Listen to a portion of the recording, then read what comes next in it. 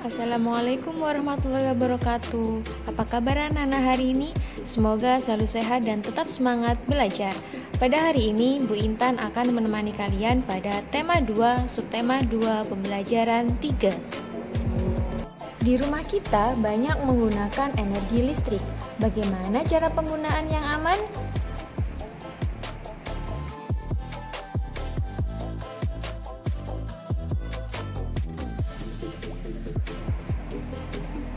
Di sekitar rumah banyak sumber energi listrik yang dimanfaatkan oleh kita.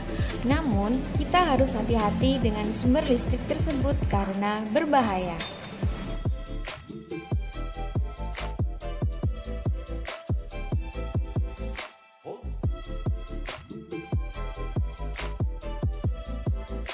Amati gambar berikut.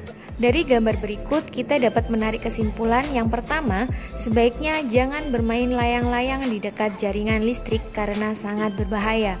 Bermain berdekatan dengan aliran-aliran listrik yang menyebabkan layang-layangnya tersangkut di kabel listrik yang mengakibatkan anak-anak tersebut tersetrum. Kedua, kita juga tidak boleh memanjat tiang listrik karena dapat menyebabkan kecelakaan apabila menyentuh kabel listrik. Kita juga tidak boleh menggunting kabel yang beraliran listrik. Ketiga, selain itu kita juga tidak boleh membawa alat elektronik dekat dengan air. Apa yang harus kamu lakukan untuk menjaga keselamatan dari bahaya tersengat listrik? Ingat, listrik plus air sama dengan bahaya. Perhatikan gambar berikut. Ada beberapa ruangan di dalam rumah. Kamar mandi, kebun, ruang keluarga, dapur, kamar tidur.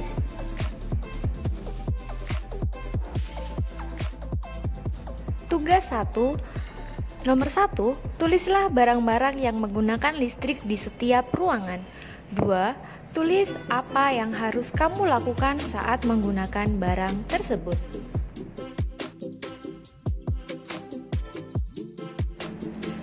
Teks petunjuk.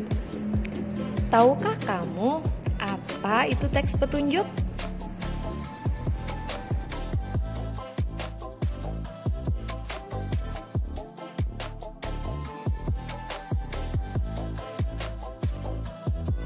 Teks petunjuk merupakan teks yang memberikan arahan dalam melakukan sesuatu agar tujuan yang diharapkan dapat tercapai.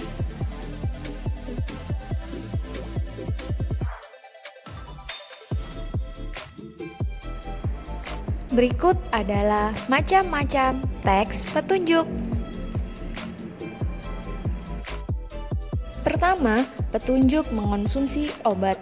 Biasanya di kemasan sebuah obat ada kegunaan obat, komposisi obat, larangan, dan petunjuk pemakaian, dan cara penyimpanan. Hal-hal yang berkaitan dengan petunjuk produk juga terdapat pada kemasan yang lain. Kedua, petunjuk membuat sesuatu. Petunjuk membuat sesuatu biasanya terdapat di kemasan makanan, misalnya cara membuat mie instan, membuat kopi, membuat kue kering, dan semacamnya.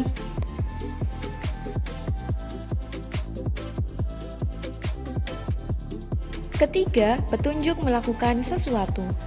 Petunjuk melakukan sesuatu biasanya ada di majalah yang sering juga disebut dengan tips. Berbeda dengan petunjuk pembuatan, petunjuk melakukan sesuatu tidak menghasilkan barang atau benda baru.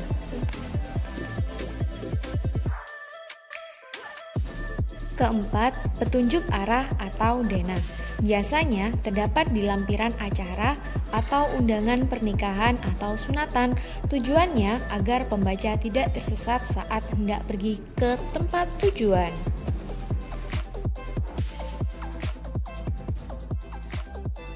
Berikut adalah contoh petunjuk penggunaan listrik secara aman. Yang pertama, jangan menggunakan alat listrik pada tempat yang basah. Kedua, yakinkan tangan dalam keadaan kering saat menggunakan peralatan listrik. Ketiga, jangan memasang stop kontak di tempat yang mudah basah. Keempat, jangan mencolokkan banyak peralatan dalam suatu stop kontak atau pembagi. Kelima, jangan mencabut kontak tusuk dengan cara menarik kabelnya. Keenam, matikan listrik atau cabut stop kontaknya saat peralatan tidak digunakan. Ketujuh, periksa secara rutin peralatan listrikmu. 8. Jangan gantung pakaian pada lampu atau peralatan listrik lainnya.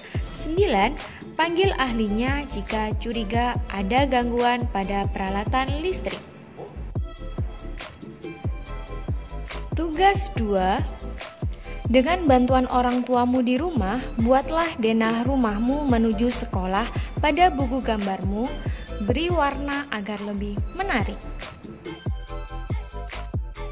Selesai. Demikian pembelajaran hari ini anak-anak. Tetap semangat belajar dan jangan lupa pakai masker jika keluar rumah. Wassalamualaikum warahmatullahi wabarakatuh.